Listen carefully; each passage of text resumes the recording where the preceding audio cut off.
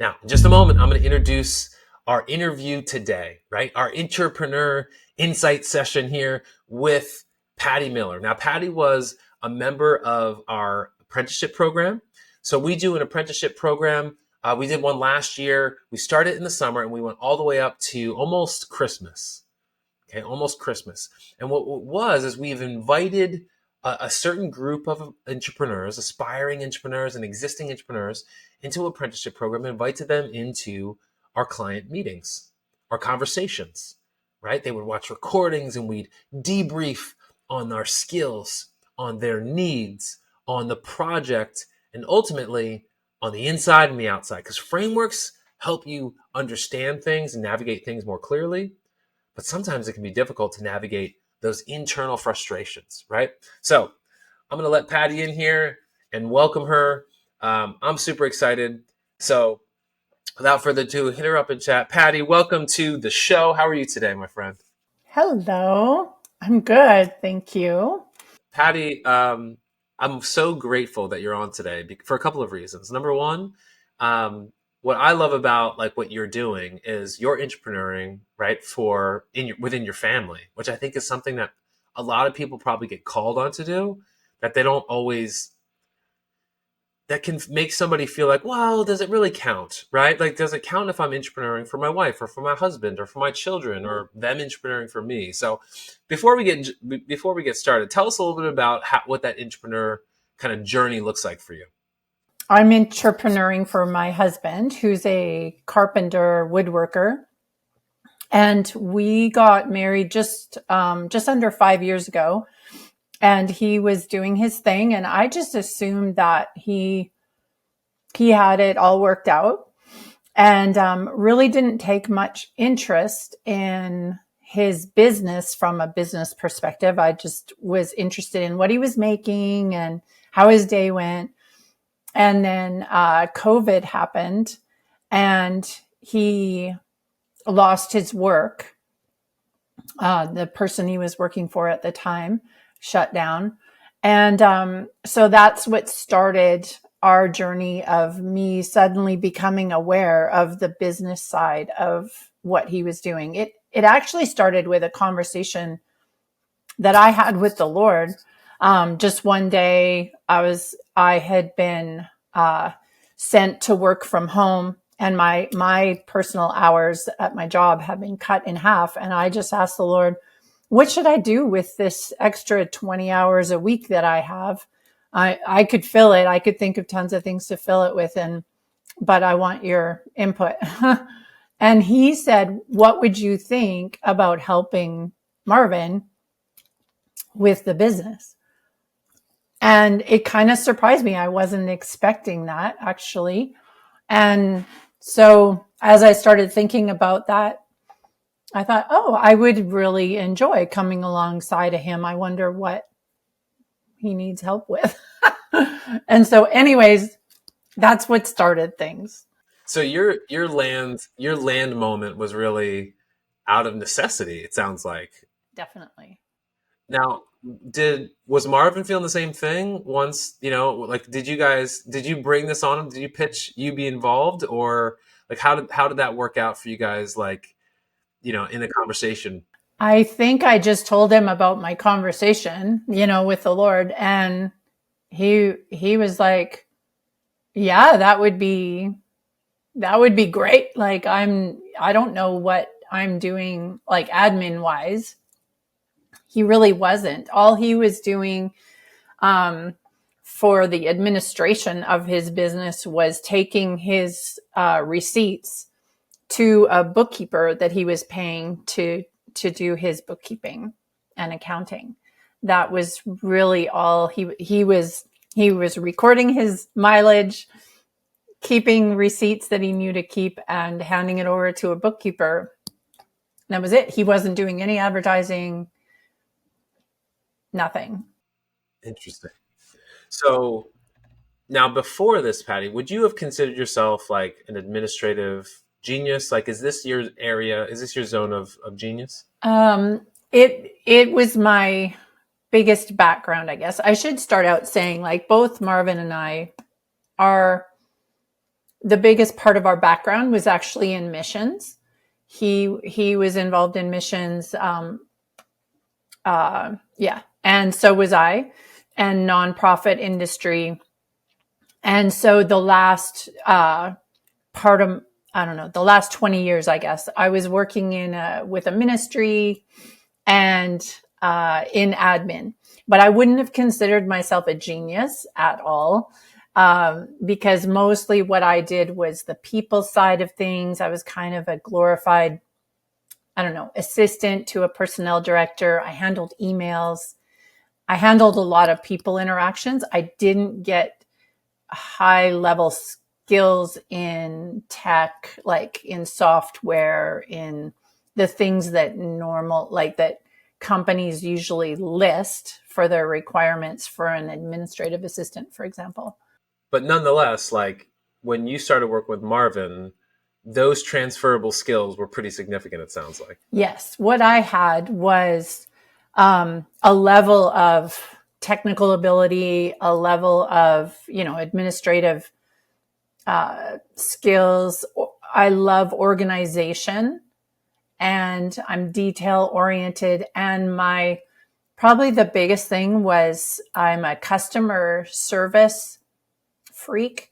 I my top priority is the customer experience wherever I go. Like if I go to a restaurant, I just can't help it. I'm judging their customer service, like whether I want to go back there or not, according to how they handle customer service.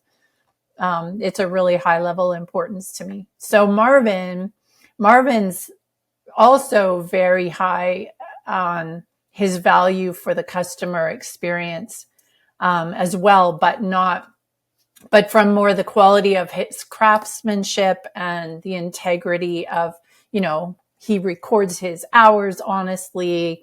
And he was more coming at it from a perspective of giving them the best value for their money, which actually was coming out of I can get into that after. That was we both had quite a poverty mindset where we kind of equaled, value with, us practically not charging anything. Like, yeah, them not paying very much.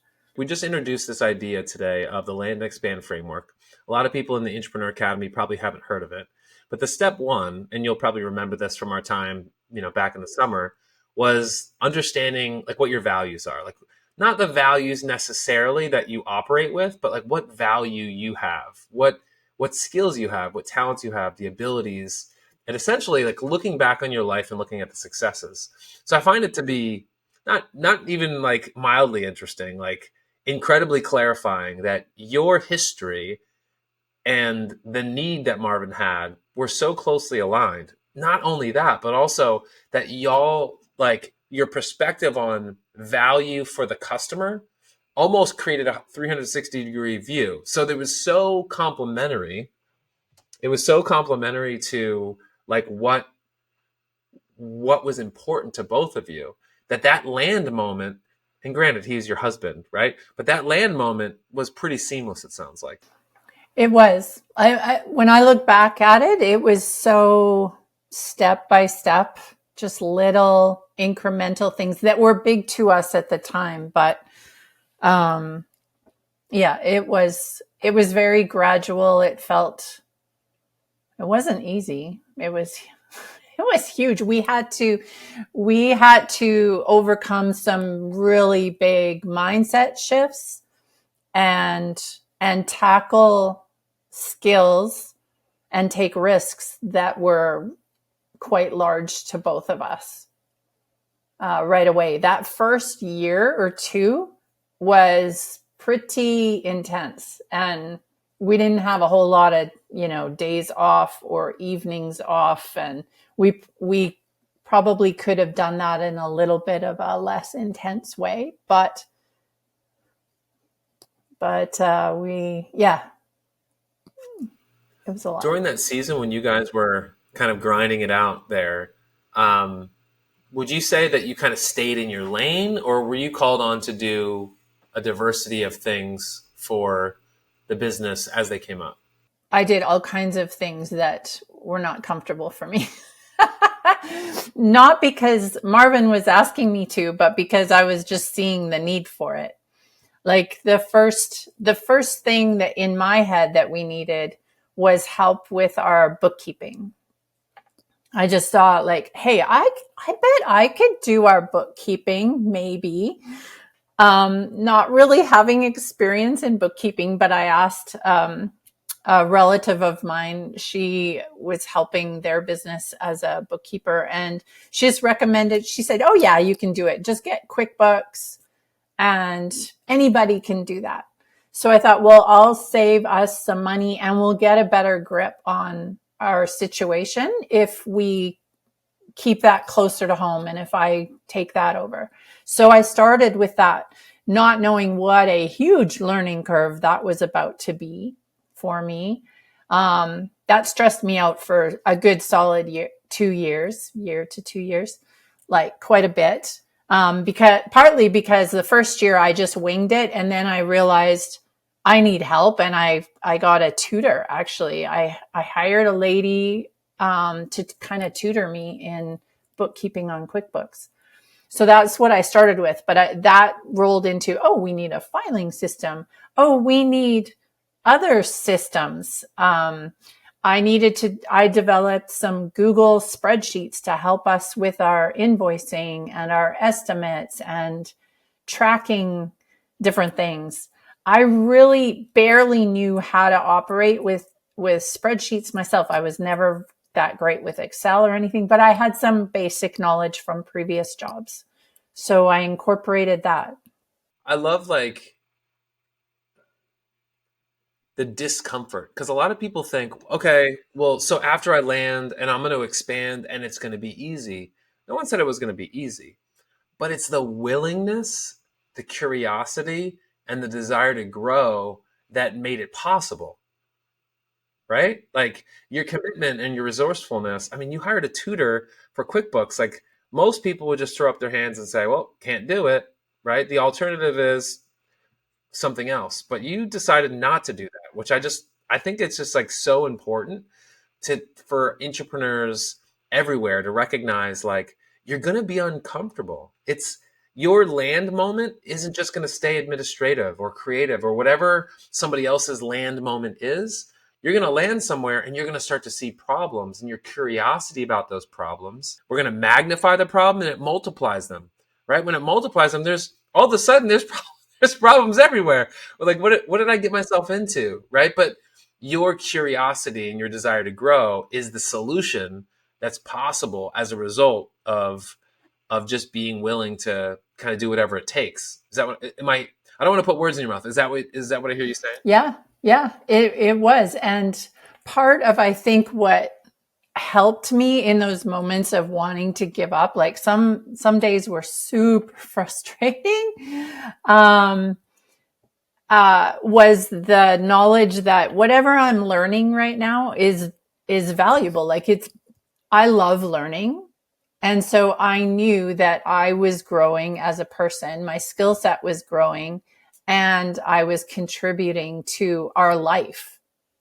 Like whatever we were building, it's like, okay, it might be tough right now, but I know at some point, like I'm going to get the hang of this, and it's going to be so valuable to us as a family. And I even think of my kids lots of times my motivation, or it helps for me to think, if my kids see me learning this stuff, they're going to be proud of me, and they're going to see that they can do stuff that's hard for them too. Like, I don't know. That's just always in the back of my head as a mom.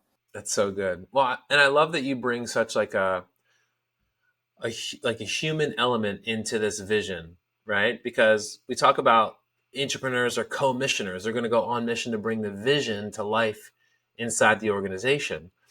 But in some cases, the vision is to stay afloat, to stay in business, right? And not to have to spend extra dollars on bookkeeping. In some cases, the vision is coupled with encouraging our kids to show them like hard things. We do hard things, and adding value to yourself and learning new things is a good way to navigate life. So like there's so much there that I wish I wish we had like, another 30 minutes to unpack.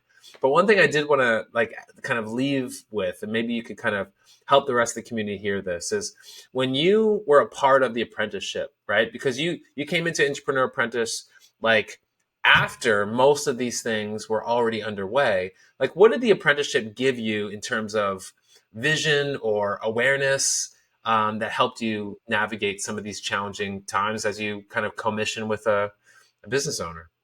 This could take a long time. I'll make it brief. I think partly the first thing it gave me was my identity, a way to articulate what my identity as in the marketplace. Because I've always felt like in any job I've gone into, I've felt more a sense of ownership in my heart, at least towards my role and the organization, than was almost allowed, and like I cared so much about the success of whoever I was a part of.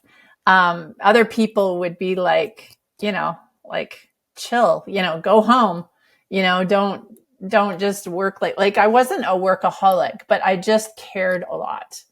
And I think I struggled with who am I? Because I'm not just an employee. Like I see a lot of my coworkers having a mindset of I'm just here for the money, and at 5:00 I'm out of here. I wasn't that, but I also wasn't what I always called a visionary or a CEO type person. I wasn't the person with the grand ideas and this drive that I saw as in leaders. But I always said, what my ideal place would be to come alongside that person and work alongside them. Like I had that wording before the Intrapreneur Academy, but I didn't know that was really a thing, and that there could be structure around that, and that I could articulate that to somebody else and say, this is the value that I can bring. Isn't it interesting that like that thing without a community around it can feel very lonely, even though like your heart was to give, right?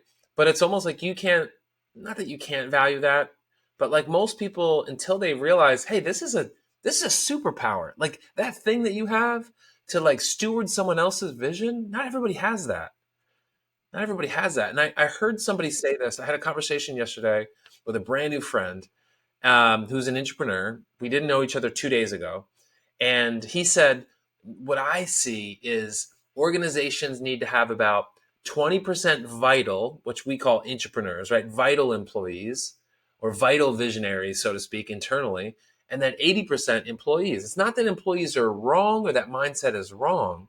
It's just that there's a certain number of us that carry something greater, that carry this desire for that business owner or that visionary to keep doing what they love to do, because we love to do the thing that helps them do what they love to do.